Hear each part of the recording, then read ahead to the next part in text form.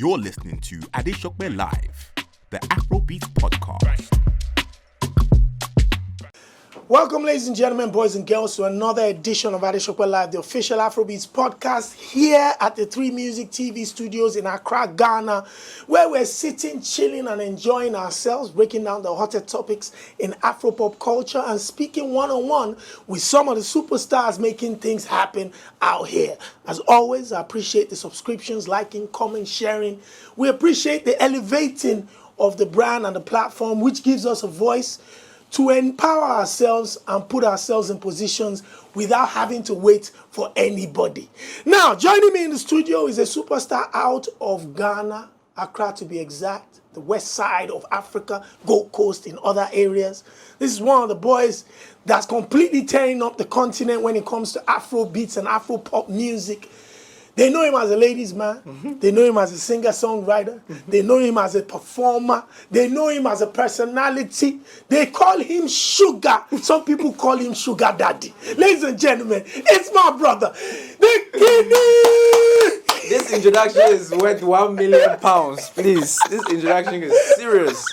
Listen, my brother, like I said when I saw you, you are shining. Oh, bless up. Hey. The grace of God. It's the grace of God. What? We're this money good. Is crazy, bro. Oh, we're eating good. It's December. Yes. It's probably one of the busiest periods for yeah. any artist in Africa, especially someone like yourself. How have you been, and how has this December period been for KiDi in particular? Well, the December has been like a usual December, like you said, very busy. Every day there is something. There is a show, there is an appearance, there is a performance somewhere. But I feel like generally, I don't know, the atmosphere this year has been it's calmer than usual. Yes. You know, where today is 28th? Yeah. And it's still quite like, is it happening? Is it happening? Yeah. I think a lot of people are in the phase of retrospection, like trying to think of the year and, you know, how the year went and to forge ahead for the coming year. But generally, I think the festivities are starting, like, absolutely. Now, yeah, Afrochella, Afro Nation, all of it, like, we're outside, basically. Absolutely. Yeah. You spoke about reflective period for the entire year. 2022 has been a hugely successful year for yourself, KiDi. Yeah. The platform you're on, Links Entertainment, and you know, your brother Kwame Eugene. You started off the year co-headlining at the Indigo 2 at the sold-out capacity, and went on to tour Europe, Australia, you know. Talk to me about 2022, how it's been for you and how you are looking back on it now in December. A month ago, if you asked me this question, I was in a state of, I feel like I didn't do enough. Like the way I set up my plan in January 2022, I was like, this is what I was going to do, but I feel like I didn't do enough. And then I saw some tweet on Twitter. I think some of my fan pages like listed all the things I've done in the year. And I was like, ooh, it's so easy to be ungrateful. It's so easy to forget that all these things happen for you and to focus on what you want and not what has happened. And like you said, 2022, it's been sick. Like, I've had international collaborations. I Touch It remix with Tiger. My co-headline O2 Indigo with Kwame. I did another remix in India, toured Australia, went to Gambia, went to India. It's just been a world trotting, you know, and I feel grateful. Like, looking back at everything that is happening, I feel really grateful. Released my 4-play EP, Champagne. It's everywhere. We outside. Like, I'm just filled with gratefulness, man. I'm just grateful. You talked about Touch It. You've been in the game. You're now a seasoned, a seasoned artist. Now there's a lot more confidence to when you're releasing music. You know what the fans want to hear. You know what you like to make. You know the collaborators you want to get into the studio with. You understand the business a lot more than you did a couple of years ago. And you spoke about Touch It remix or remixes. Remixes, yeah.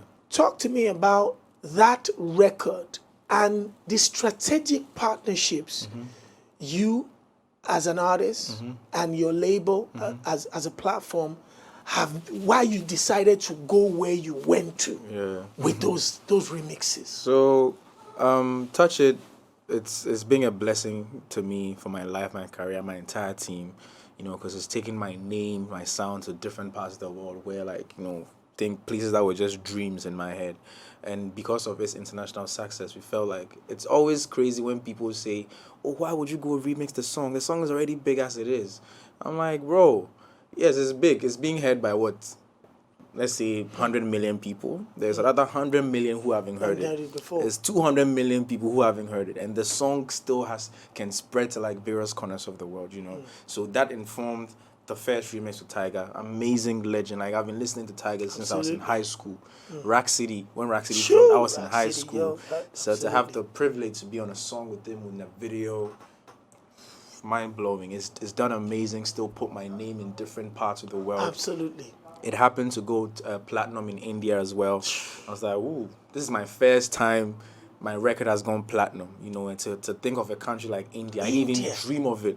So, like you said, India is like 1 billion. Absolutely. If 100,000 people have heard it, it's probably 100 million people who have still not heard it. So I linked up with the amazing Tulsi Kumar from India, amazing songwriter, artist. I went there. It was such an experience for me, Shops. If I tell you, my eyes were opened. Please. Because it's always good. If you're staying in your zone, it's always comfortable, and you go outside and you realize that things are done differently. People think differently. People do things differently. To get a chance to work with the Indians, it's just an experience for me. And it puts my whole year in perspective. That I'm on the right path. I'm doing something great. And I just have to be patient with myself, you know, and just keep going in the pace that I'm going. You know, I've followed you well this year, and I think in addition to India, you have touched a couple of cultures that has been amazing. You had the Europe tour, and then you went to Australia. Talk to me about those different tours and how they impacted you, seeing audiences come out to see you in areas that perhaps you wouldn't have expected in the past. So I'll start with Europe. For the Europe tour, another eye-opening phase of my life, because I remember going into that tour, I was in a very rough mental space. You know, I was like, the unexpected. I don't know what to expect. I don't know who is going to come out to see me. You know, so I was that uncertainty happening in my mind. But to go through the cities, have different people who, you know, one thing I like about the tour is usually when we perform outside our countries, usually You Ghanaians, see ourselves perform who've heard your music and they want to. But something that was different about this tour was our people and different people from absolutely different parts of the world who, some of them were in the crowd, they didn't even know our song. Their friend pulled them, like, hey, KiDi Kwame's in town, let's go watch. And they all left there with praise, like, oh my God, you guys are amazing performers, you guys are blah, blah, this. And as an artist, it gave me some, you know, some vim. Absolutely. Like, wow, new people come to see me, they love the music, they love the performance. These are new fans that we've won. So through the cities, I remember Hamburg, I performed to a room full of, as for Hamburg, probably Ghanaians were like 2 or 3. Crazy. The whole auditorium was just white people. I was like, it's I was nervous back, like, ooh, what am I going to do? The reaction was crazy. I had to go through it, live through it, and I came out learning more and happier, and like, okay, this was tough. And one thing that people don't speak about a lot is being on the road can be a little draining. Absolutely. Physically, mentally, spiritually, because you're away from home for a long time. Sometimes you don't even get your fufu and banku to eat. And you're just on the road performing from city to city, from the train station to the airport to the shows. It takes a lot of toll on your mental and spiritual strength. But I'm happy that we went through that. And I had to psych myself because this is just the relatively beginning of my career. Absolutely. As I grow, I'll be doing longer dates. Absolutely. I'll be on the road for longer times. Absolutely. And I was supposed to go through that at that time to learn something to build myself the next phase. You get me? Australia as well. 16 hours. I was in the air for about 24 hours. God it was the whole day traveling from plane. God damn it. It was a lot. But again, when I got there, I was doing 3 cities in Australia. The first city, Sydney, I was quite nervous. I was like, this is a new place. I never dreamt that I would be in Australia to perform, but I'm here. Sydney, they came out in their numbers. It was an amazing show. We did a meet and greet, and parents who were 70 years old came to the show with their daughters. It was so heartwarming for me, and how they were telling me, like, raining blessings on my life. Like, young man, you're doing amazing. Keep going. We're watching you. What you're doing is great. You're an amazing performer. And, like, as artists, we behave like sometimes we don't care, but these things have lived our spirits a lot. Absolutely. Especially the old age people who still leave their homes and come to your concerts. Like, it was such an eye-opening experience. This whole year has been mind-boggling, eye-opening, and very inspirational for me. Leading into 2023, I hope like bigger things, better things, higher things come my way as well. You've been a very proud ambassador of Ghana. Yeah. What does it feel like representing your country, your people, your culture in different parts of the world? It's a blessing to be an ambassador, Shopsy, to be honest. There are different kinds of people that represent their countries whenever they travel. Footballers as one, you know.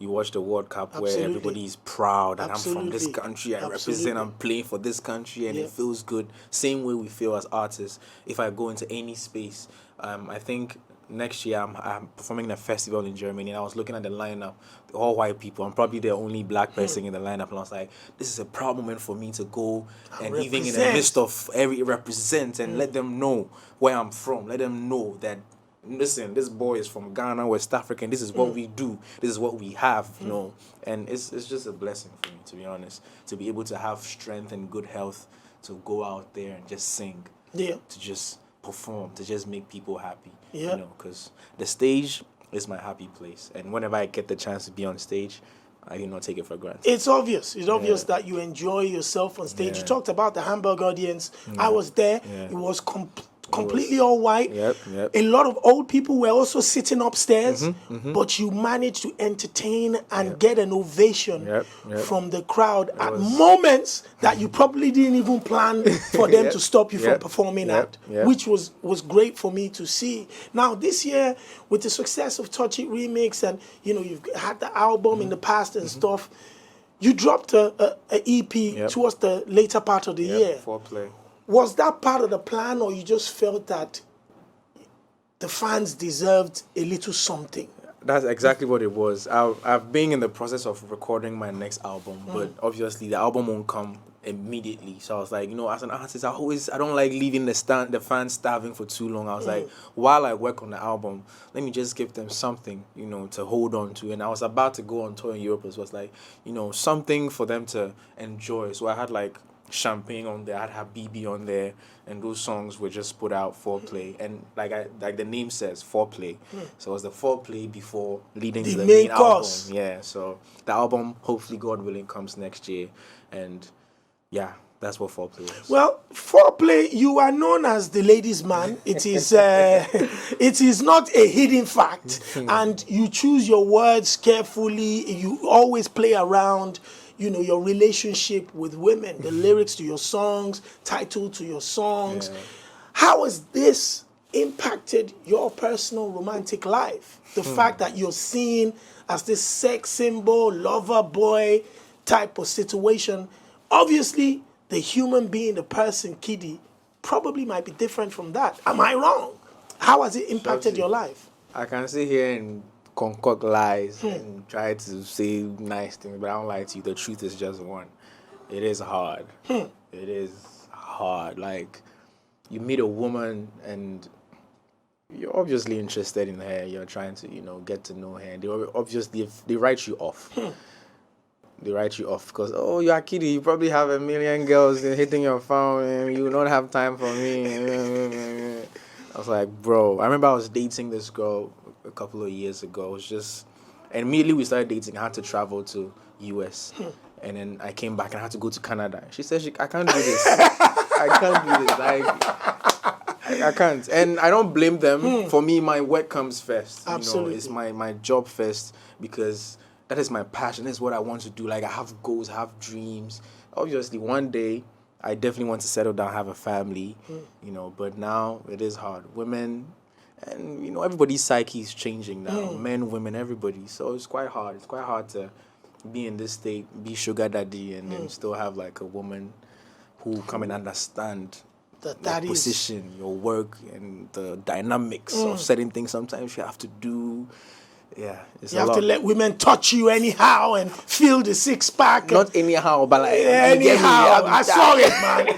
Get away from here, bro. And you're like, why is this girl touching you? You have to do that, And again, it's not everybody that understands, when you're working. Like, I go out to the club and somebody wants to take a picture.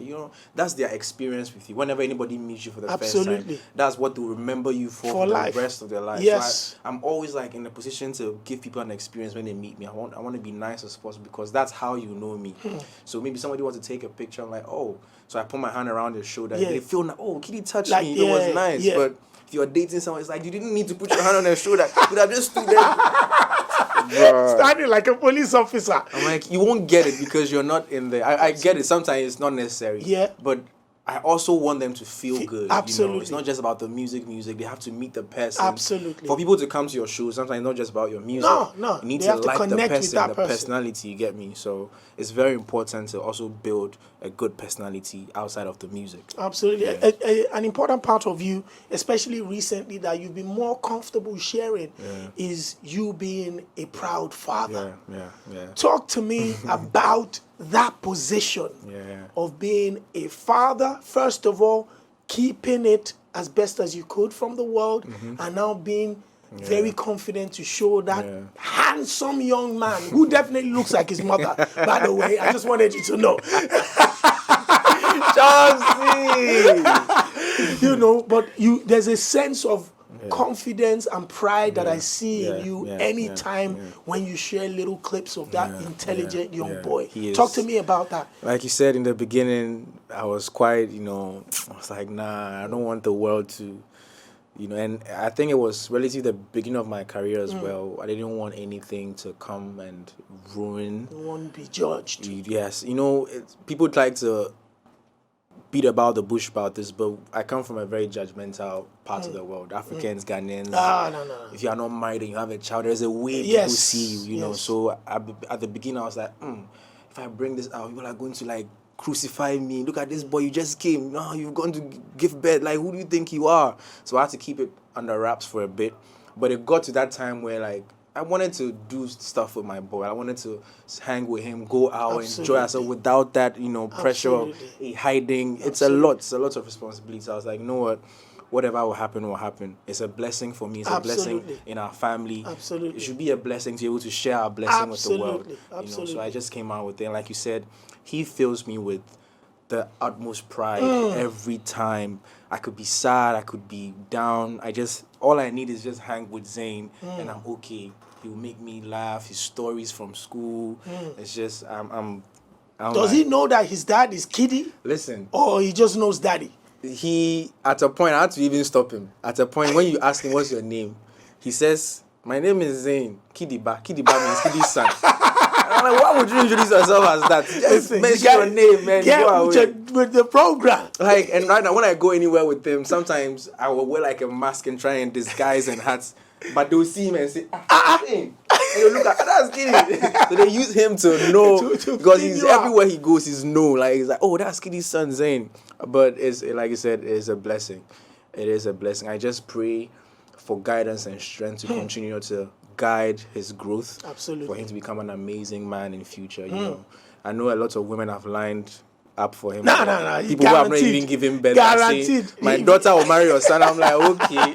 The queue, come and join the queue because it's very long. I want him to grow in grace and honor to be an outstanding, citizen of the country as well. So he's obviously surrounded by a lot of love, yes, and you can see it in him. So without doubt, and he loves music. Like that's he brilliant. loves. Every week he has a new talent. Today he wants to paint. Next he wants to rap. Next he wants to play the piano. And at this age they are exploring. Absolutely, so and he's being supported in everything. That's why he's showcasing it. Everything I give him. Oh, you want to do? Oh, feel free. I saw he painted the Sims that day. I went out with him, went to get a sketchbook, and that's amazing. Just to let him encourage any. Exactly. That's brilliant. Yeah. That's fantastic. Now, finally, you are a sometimes a disrespectful fan of the Black Stars, a disrespectful fan of Arsenal Football Club. Oh, they don't know. what are your thoughts, first of all, on the Black Stars showing at the World Cup? And what obviously is your thoughts on Arsenal surprisingly being in the reverse end of relegation? So first of all, the Black Stars, Yes. you know, the World Cup has always been a very historic Absolutely. part of, you know, this Absolutely. country. I remember the first time we went to the World Cup, I remember Yeah. where exactly I was. The second time I was in high school, I remember exactly where I was watching the football. They bring so much. Ghanaians can lie and say, oh, we don't like Black Star, we don't support Black Star. But let Black Star play Brazil today. Everybody's put on their watching. jersey and Facts. ready because we love football. Yes. We love the Black Star. Yes, the World Cup didn't go as we planned, but we represented. But it was still a showing. We represented. Yes. We showed the world that Mohamed Kudus is there. Pate is there. Absolutely. Amate is there. You know, we showed that we Absolutely. have the boys, we have the men to do the job. And I think we have a very young team as well. Yeah. And in the coming years, if we're able to build on these young talents, I think we'll go ahead and dominate the world. I'm saying it here. In the next 5 to 10 years, no African country can stand the Black Stars. Man, listen, I don't have any mouth to talk I'm because telling the you Black now. Stars got to the World Cup via a country that I am Please. coming from. Yeah. So I'm not going to go into that They argument. want to come and do like, but you people didn't even show up, but you want to come and be, please.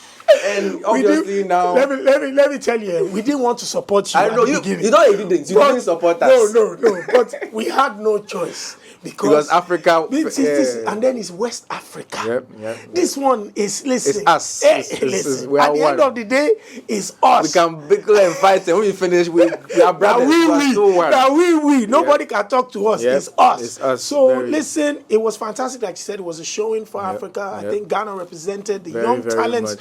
For me, Kudus showed himself as a global phenomenon. Oh, he's going to be. Who There's so many has- of them. Like, we can pick up like 10, 11 players Absolutely. from Black Star who are going to Absolutely. dominate in the Absolutely. coming years. Absolutely. Kamaldeen, Absolutely. Salisu, Pate, I don't talk No. because He's- we know he's him. doing The too general much. of us Since now. you've gone to since you have touched on Pate, what do you feel about the reverse relegation position you're in I at the feel. moment? Listen, I wish I had like cocktail cross my legs on some beach because I feel on top of this season. We have the dog in us. You know. We have the dog in us. Yeah. See where we are now. Nobody is catching up.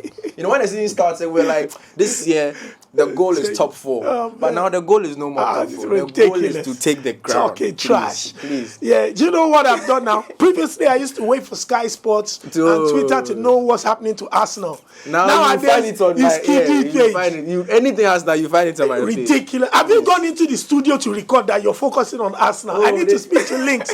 I need to speak to Richie, Andy, and the team. Oh, they know. I remember the first time I was in Emirates for them. I was like, the feeling. I'm so proud I support this team. They've given us heartache for a long time.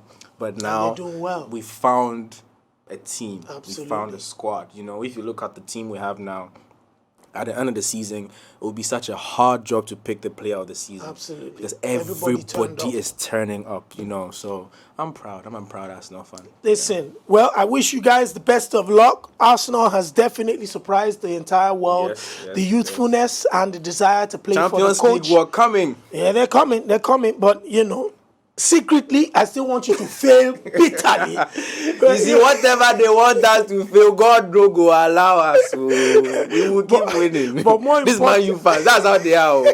This Man U fans. But more importantly, congratulations on a personal 2022 that has reached heights that a lot of us have been proud to witness. Thank you. Musically, your journey has been incredible. Your talent is without doubt. Thank you. And the way you carry yourself is another part of this whole conversation that keeps people like us motivated that the future of African pop music is bright and the representation will be fantastic. It will be. It will be televised. 2023, we are expecting the full course meal from you. Full course. Because this, I don't want to give too much because when the time is up, the info will be out. But this album is, it's going to be very power-packed, emotional vulnerability, you know. So it's going to be there. I don't want to give too much Absolutely. now, but the full course meal will come.